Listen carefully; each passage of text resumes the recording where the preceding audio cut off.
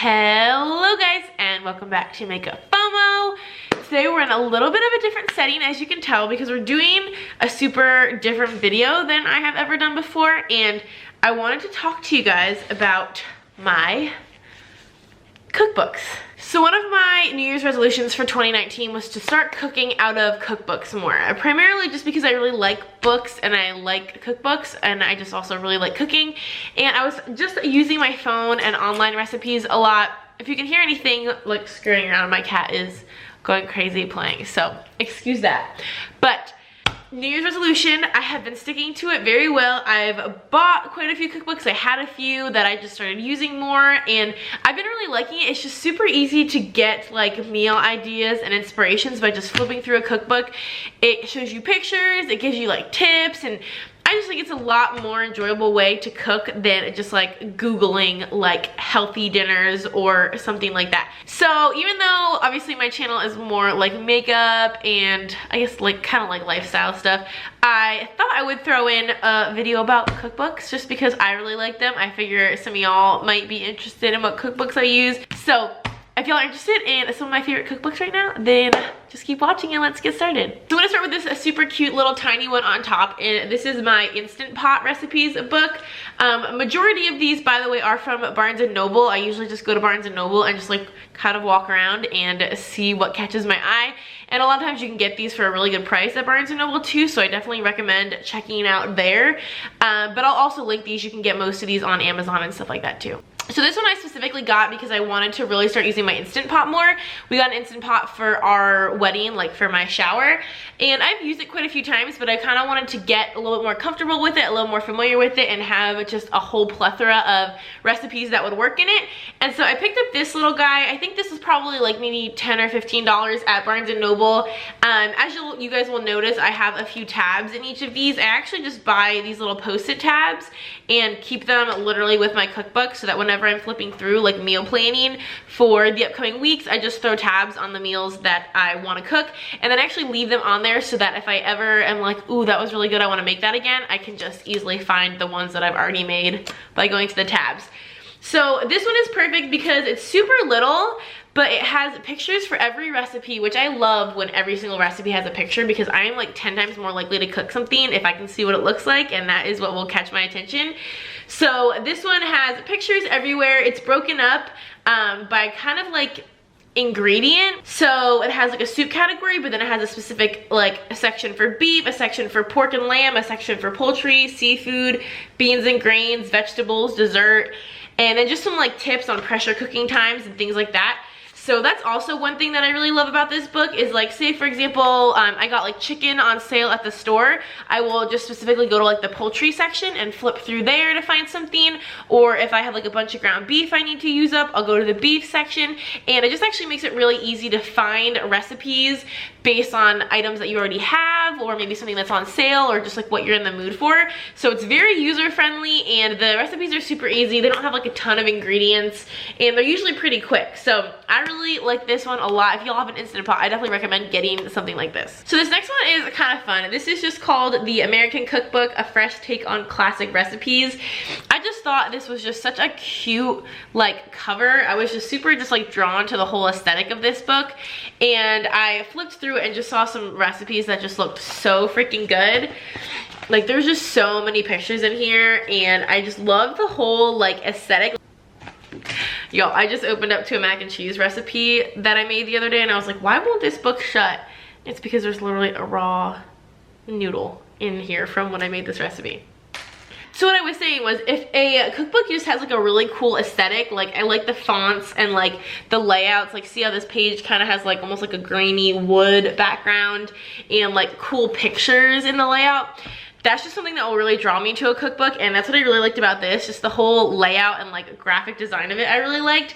But another thing that I really like about this cookbook is, for example, speaking of that mac and cheese recipe, it gives you the recipe, it shows you a picture, but then it says, now try, and it basically gives you like an alternative. So next time you could use tomato and ricotta, kind of make it Italian style. It kind of just tells you how to alter the recipe.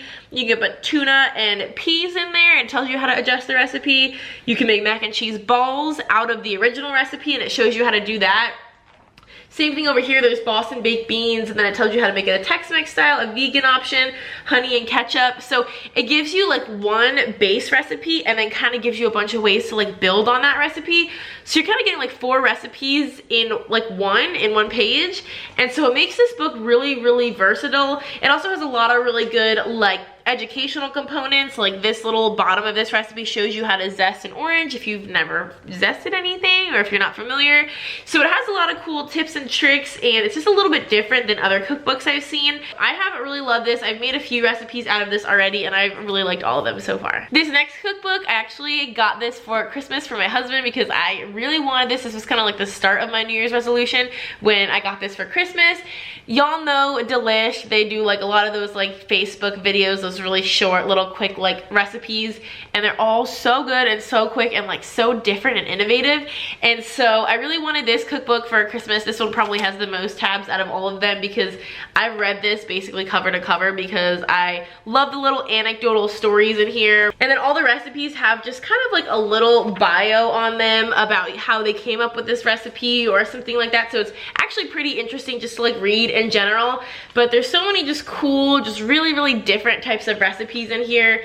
None of them really are super healthy by any means. They have a lot of cool stuff like this. I think they have this for quesadillas and maybe for like wings, but it's like 31 ways to top a burger. And so they kind of like have the base burger, and then literally this page just has 31 different ways you can top it. So again, like one recipe with like 30 recipes in one, it just kind of makes it really versatile and allows you to like switch up the same recipe a lot of different ways. So there's a ton of recipes in here. There's 280 recipes in here. I really like to go for cookbooks that have a lot of recipes in here. So I really like to get a good bang for my buck, but just kind of getting the most out of my cookbooks so that I don't get like bored with them too easily.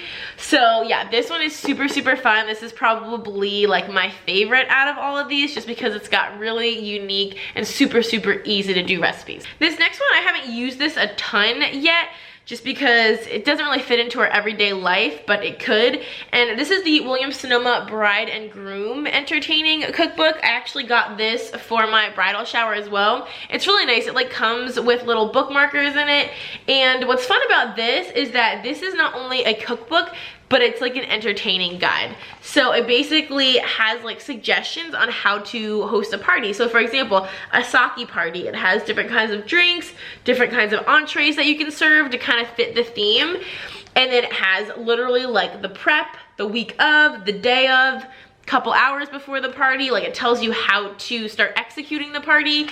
It will have like a checklist of all the different things that you need to purchase for like decorations or just for tools that you're gonna need, as well as ingredients. And so this is just a really fun cookbook if you want to start hosting. It even in the first section has like how to make centerpieces, just different staples that you're gonna need to have in your home for hosting parties, from like wine glasses to different like dinner napkins, utensils, and all of that stuff. So if you want to get into hosting, having dinner parties, stuff like that, this is a really cool book. It makes it super easy for you if you want to start getting into kind of having little events at your home. It makes it like a step-by-step guide. It makes it super easy. So these next two cookbooks are the two that I've been getting the most use out of lately because I am kind of on like a health kick. I'm trying to just change the way I eat a little bit healthier, be a little bit more conscious of the number of calories that I'm ingesting on a daily basis, and just kind of treat my body a little bit better. So these are the two ones that I've gotten the most recently and that I've been using the most recently. This first one is the Good Housekeeping low-fat recipes and tips. This has 400 recipes in it, which again, I love getting a ton of recipes in one little book. This is almost like a novel or like a textbook. It almost feels like it's just a hard-backed book, but as you can see, this has a ton of little tabs in it too, and I just love this so much. First of all, I just like love the graphics in this. Like the paper is just like super smooth, which is a weird aesthetic thing for me, but I love that. And it's just very vibrant. It's got such nice pictures. And what I love about it, again, it kind of just like throws in little helpful like educational tips. So this first category is all about different smoothies and drinks for breakfast, and it has a little page about healthy smoothie additions, so chia seeds, flax seeds, and it just gives you a little bit of like information on how these are beneficial, how they're healthful, why they're good to add into your smoothies. So it's just a good like educational tool, and then throughout the different pages it'll have like little fun tips. The only thing I wish this had more of is more pictures, because as you can see, like not every recipe will have a picture like this one does. But this page is just 2 pages of recipes. This only has a picture for like maybe every couple recipes, not even every other recipe. But that's probably why they can fit 400 recipes in this book, because they didn't waste a ton of the pages on pictures. But what I love the most about this one and the next one is that at the bottom of each recipe, if you obviously follow the recipe exactly, it has the nutritional information. So it has how many calories, how much protein, how much carbs, which is really, really important for, especially when you're like trying to lose weight, if you're tracking your calories on like an app or something like that. It's super helpful to have something like that, so that rather than like as you're cooking trying to add each individual item, like okay, I had a 1/4 cup of peanut butter and 1 slice of toast, and like adding each thing individually, you can know that this makes 4 servings. So if you eat a 1/4 of this total recipe, you can just enter a total of 205 calories, and you know exactly how many calories you ate. That is my favorite part about this cookbook, but I also just love the recipes. I've made quite a few of these and they're so good. This last one I want to show y'all is the Cooking Light Fresh Food Super Fast. What I love about this is that it's cooking light, so it's gonna be a low calorie, but it's super fast. And so that's perfect for me for weeknights and stuff when I have work and my husband's working and we're just busy. I love something that's fast. So this cookbook has 280 total recipes. Again, that's awesome, but it even says here on the front, includes over 100 4-ingredient 10-minute recipes.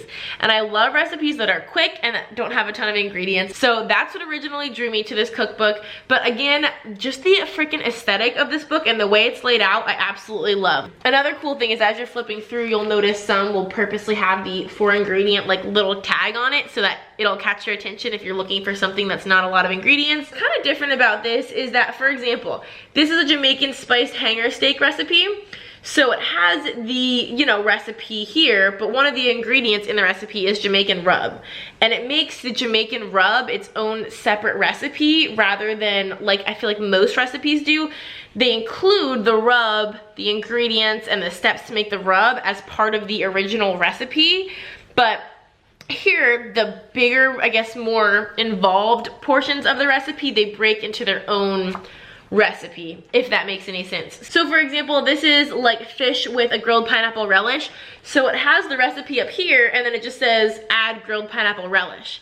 And the grilled pineapple relish is down here separately. So it basically just breaks the recipe apart a little bit, which I feel like could be really useful, especially if, for example, you want to go back and just make this relish and then do something different with it rather than make it with the fish the original way the recipe suggests. So you can kind of isolate the certain parts of the recipe if you need to do that. But what I also like about this is that it will have a recipe, for example, like this chili cheese sweet potato fries.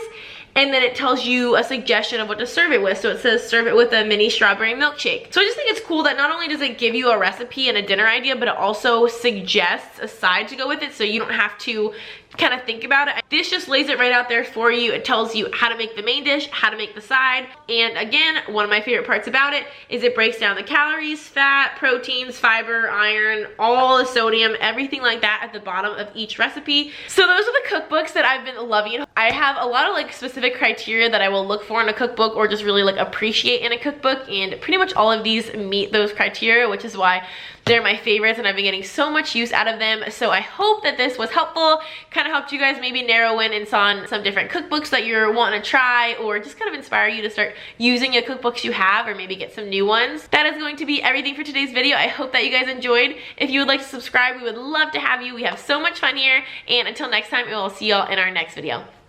Bye guys.